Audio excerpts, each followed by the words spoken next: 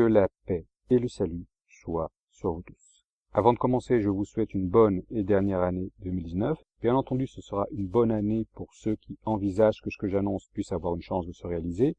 Pour tous les autres qui nient sans arrêt les signes, ce sera évidemment l'année la plus désastreuse de tous les temps. Donc je vous annonce à l'avance que si le moindre des signes évoqués dans mes vidéos se réalise, je vais balancer du lourd. Il y aura de grandes révélations. Donc ne vous inquiétez pas, il y aura toujours une porte de sortie. Et cette porte, les méchants, les incrédules, ceux qui refusent l'idée même d'une providence divine, ceux qui sont satisfaits du système actuel, eux, ils n'y auront pas accès, tout simplement parce qu'ils vont la rejeter. Cette année 2019, nous l'attendions depuis longtemps, car c'est l'année du passage de la planète X. Sur le plan eschatologique, c'est donc celle du signe de la femme dans le ciel et du miracle de la lune fondue, deux signes qui marquent le début officiel des tribulations de l'Apocalypse. Cette année est donc celle où une partie des moutons va enfin se réveiller. Ils vont comprendre par la force des choses que l'avenir radieux pour lequel ils sacrifient tout n'est qu'une illusion, et alors ils seront réceptifs. On pourra enfin discuter avec eux. Tout mon travail depuis des années est lié d'une manière ou d'une autre à cette année 2019. J'ai déjà annoncé plusieurs événements qui ne se sont pas encore produits, ou bien qui sont en cours de réalisation. Le moins que l'on puisse dire, c'est qu'il est étonnant que malgré tout, le système ait persisté jusqu'à aujourd'hui. Personnellement, je n'aurais jamais cru cela. Je pensais que dès 2017 ou 2018, on aurait littéralement changé de paradigme, que l'on connaîtrait déjà la guerre civile en prélude à la Troisième Guerre mondiale. Alors, aujourd'hui, je vais vous proposer un bref résumé des prédictions qui contiennent des marqueurs temporels et je vais en actualiser d'autres. Je vais également parler d'un événement d'ampleur planétaire qui n'a pratiquement jamais été mentionné dans ces prédictions. Mais tout d'abord, je tiens à vous prévenir que désormais, les événements devraient se succéder à une vitesse vertigineuse. Sur le plan des cataclysmes, on devrait assister à une déferlante jamais vue. En 2019, le LHC ne fonctionne plus et donc on pourra vérifier que son rôle était bel et bien d'atténuer les pics sismiques. Concernant les troubles sociaux et la guerre civile, cela fait déjà 2 mois que le mouvement des Gilets jaunes fait vaciller le pouvoir. Tout le monde sait maintenant que ni Macron ni son gouvernement ne devraient tenir bien longtemps. Ils sont au bout du rouleau. Pour faire des dabs et se coltiner avec des racailles et des transsexuels, Macron c'est le champion, mais pour gérer le pays, ça, il ne sait pas comment faire. Ce sont les médias qui ont fait croire aux moutons que cet homme avait la carrure d'un président. Et aujourd'hui, l'illusion s'est complètement estompée. Maintenant, nous allons passer aux prophéties et aux prédictions. Je le répète, désormais, cela devrait aller très très vite. Dans un laps de temps de quelques semaines et avant le fameux mois de mai qui verrait le passage de la planète X, nous devrions assister à un accord de paix, à la mort d'un chef en Orient, à un grand éclair, à une panique boursière et enfin à la guerre de tous contre tous, des gens qui se battent entre eux sans aucune raison, et cela à l'échelle mondiale. Nous allons commencer avec la prédiction de l'abbé Souffrant qui annonce la fin de la République dans l'opprobre général, l'année des 2 printemps. Donc depuis quelques mois, nous avons connu un climat printanier et même maintenant, les températures sont légèrement au-dessus des normales saisonnières. L'opprobre est bien là, Macron est complètement décrédibilisé, il accuse le coup, il est marqué, il a maigri. Dans ses interventions, il est complètement à côté de la plaque, mais il est toujours là à la tête du pays. La République tient toujours tandis que le mouvement des Gilets jaunes tend à se radicaliser. La répression policière devient également plus brutale. Le simple fait de se promener dans la rue peut être assimilé à une manifestation et alors on peut se faire embarquer. Alors que peut-on en conclure? Si l'on part du principe que la prédiction est véridique, l'année des 2 printemps ne fut pas 2018, même si l'on a assisté à un climat plus doux que d'habitude, nous en serions donc aux prémices. Ce climat inhabituel n'a pas vraiment d'explication, les météorologues sont surpris et nous sommes dans le flou le plus total quant à l'origine de cette anomalie de température, mais si la prédiction est juste, on devrait donc assister à un printemps avant le printemps, c'est ce que l'on appelle un marqueur temporel. Autre prédiction qui ne s'est pas encore réalisée, le cavalier au cheval rouge, c'est-à-dire la guerre de tous contre tous, elle serait en lien avec un rayonnement cosmique émanant depuis la constellation du Scorpion. Pour le moment, nous n'avons encore rien vu, peut-être qu'il s'agit d'un rayonnement invisible. Il pourrait également s'agir de rayons gamma émis depuis des étoiles en collision, mais là encore, nous n'avons encore rien vu. Seuls quelques médias ont mentionné la catastrophe cosmique que représenterait un sursaut de rayonnement gamma. Pour résumer, ce serait une sorte de laser qui traverserait la galaxie à une vitesse supraluminique. Et après avoir survolé la question, il semblerait que ces rayons gamma pourraient perturber les cerveaux humains. Il y a des études qui ont été faites, les gens seraient alors désorientés et un climat de violence pourrait alors s'installer. Donc tout ce que nous avons vu avec les gilets jaunes n'est rien comparé à la guerre de tous contre tous. Peut-être que nous en sommes juste au début, peut-être que la situation va s'aggraver, mais pour le moment, on ne peut pas dire que cette prophétie s'est bel et bien vérifiée. Pour info, un sursaut gamma qui atteindrait la Terre traverserait toutes les couches de l'atmosphère et irait même jusqu'à une profondeur de 75 mètres sous la surface de la mer, et même la vie marine serait alors compromise. Maintenant, nous allons passer à la prophétie du calife. On attend toujours la mort du roi Salman. C'est lui qui est en tête de liste, puisqu'automatiquement son fils Ben Salman monterait sur le trône. Or, lui, c'est un incapable, c'est un simple d'esprit, voire un psychopathe qui s'est fait beaucoup d'ennemis chez les Séouds. Il y aurait alors une guerre civile ouverte, les Séouds vont se déchirer, et bien entendu, l'Iran devrait en profiter pour lancer son offensive. Et les prédictions annoncent que si la guerre commence au Moyen-Orient, il ne faudra pas attendre longtemps pour que les Russes en profitent eux aussi. En cas de guerre au Moyen-Orient, il n'y aura plus de pétrole, ce sera une crise mondiale, les soldats des armées européennes vont être déployés sur le terrain, ce qui laisse la porte ouverte aux troupes russes. On a affaire à un plan diabolique qui a été manigancé depuis des siècles, et à la fin, il faut savoir que les troupes russes seront elles-mêmes anéanties. En fait, tout ce stratagème servira à instaurer le nouvel ordre mondial.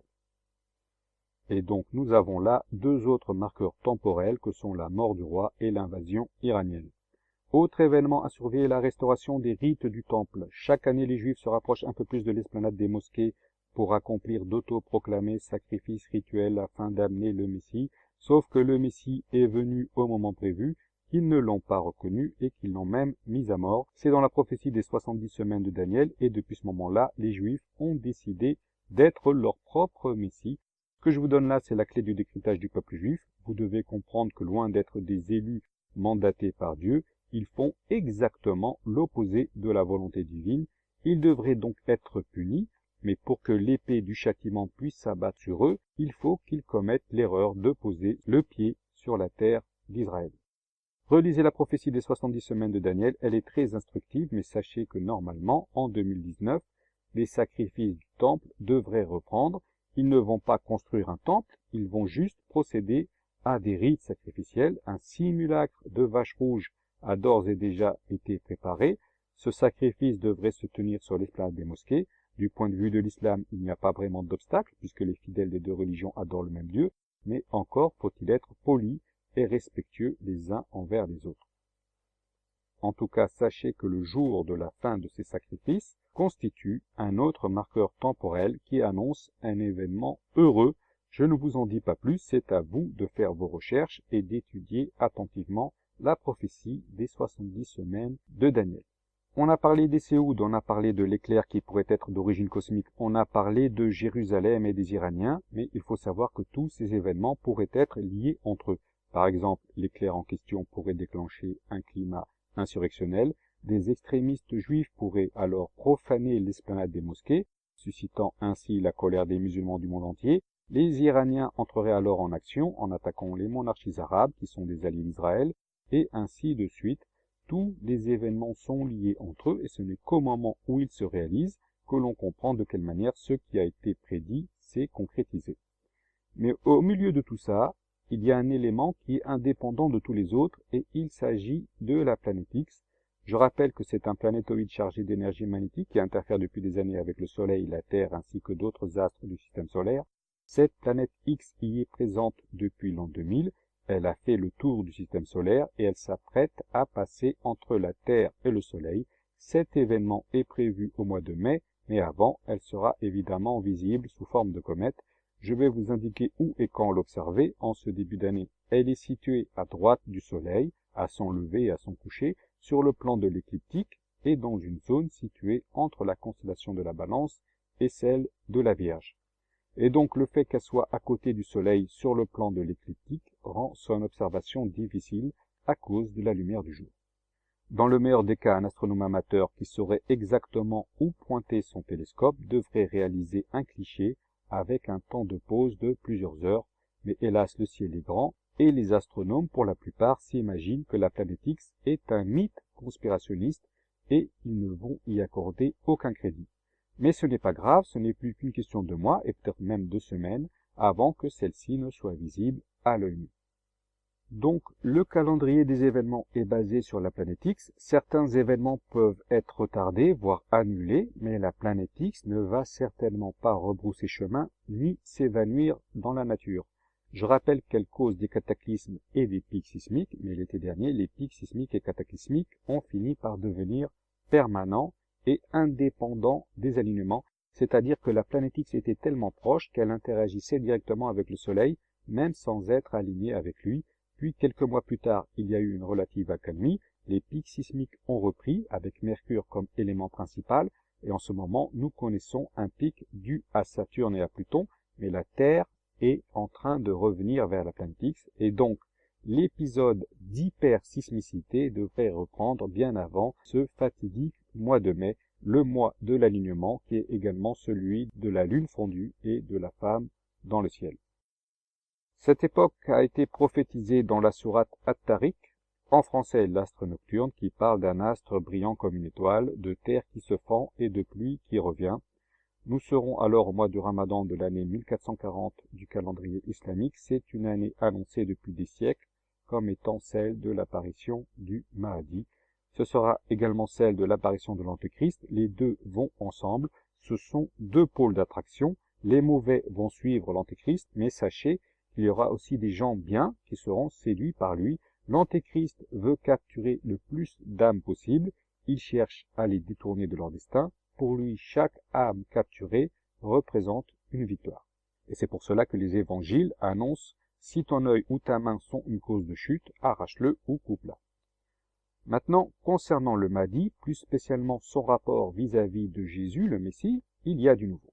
Mais sachez tout d'abord que Jésus ne revient qu'après que le mystère de Dieu se soit accompli, c'est-à-dire quand toute la création aura basculé. Il n'y aura alors plus aucun doute sur l'existence de Dieu. Avoir la foi quand tout aura été prouvé ne signifiera alors plus rien, et c'est alors que le ciel s'ouvrira et que Jésus se révélera. Donc, à quoi sert le Mahdi? Le Mahdi, il est là pour offrir une alternative à l'Antéchrist. S'il ne serait pas là, à peu près tout le monde se ferait séduire par l'Antéchrist. Il est là pour le dénoncer et pour offrir un refuge aux fidèles. Ce refuge sera dans le désert, mais impossible pour le moment de savoir lequel. Mais dans les milieux ésotériques islamiques, il y a une mystérieuse citation qui dit qu'il n'y a pas d'autre Mahdi que Jésus. Mahdi, ça veut dire à la fois celui qui guide et celui qui est guidé. Donc les musulmans, ils n'ont pas trop compris ce que cela signifiait, mais en fait l'explication est simple. Le Mahdi sera directement guidé par Jésus. Puisque Jésus ne peut intervenir avant que le péché ne soit à son comble, ce sera l'époque de l'abomination établie à Jérusalem, le Mahdi est chargé d'accomplir une partie de sa mission à sa place. C'est un délégué, c'est un lieutenant de Jésus, mais il ne s'agira pas seulement de commander et de livrer des batailles. Le Mahdi sera également chargé de sanctifier certains individus qui vont alors acquérir certains pouvoirs surnaturels immenses. Par exemple, dans les évangiles, il est écrit que la foi peut soulever des montagnes, mais en fait, ces pouvoirs sont quasiment illimités et inimaginables pour le commun des mortels. Il faudra juste invoquer la permission de Dieu, et alors tout devient possible, soulever des montagnes, guérir les malades, etc. Quand le Mahdi apparaît, nous sommes donc aux prémices de l'ère messianique. On parle beaucoup de catastrophe de la fin des temps, mais il faut savoir qu'en fin de compte, ensuite, il y aura une ère de délices. Ce sera le paradis sur terre, des pouvoirs inimaginables, la paix, la sérénité. Il n'y aura plus de guerre ni de dispute, tout simplement parce que les méchants auront disparu au moment des cataclysmes et des calamités en tout genre. Quelle que soit l'épreuve qu'on leur montrera, les méchants vont les mettre en doute et ce qui causera leur perte. Au début de la vidéo, je vous avais parlé d'un événement d'une ampleur planétaire qui n'aurait pas été annoncé dans les anciennes prédictions et dont nous n'avons pas tenu compte. On a affaire à une intelligence diabolique surnaturelle que j'appelle le dragon, et il se pourrait que les prédictions que nous étudions avec tant d'assiduité ne soient au fond que des fausses pistes. afin de camoufler un grand coup de théâtre infiniment plus dévastateur pour le psychisme humain que ne le fut le drame du 11 septembre. Le drame du 11 septembre, on a beau chercher, à ma connaissance, mis à part quelques images prédictives, aucun voyant n'en a parlé, ce fut une surprise totale. Ni Marie-Julie Jaïni, ni Van Rensburg, ni Alois Erlmeyer n'ont parlé du 11 septembre, et c'est pourtant l'événement qui définit le paradigme actuel à base de false flag sacrificielles et de guerre humanitaire pour soi-disant apporter la démocratie. On peut donc envisager qu'un autre événement qui n'aurait pas été prédit puisse se produire, et cet autre événement, je suis actuellement en train de récolter quelques maigres indices.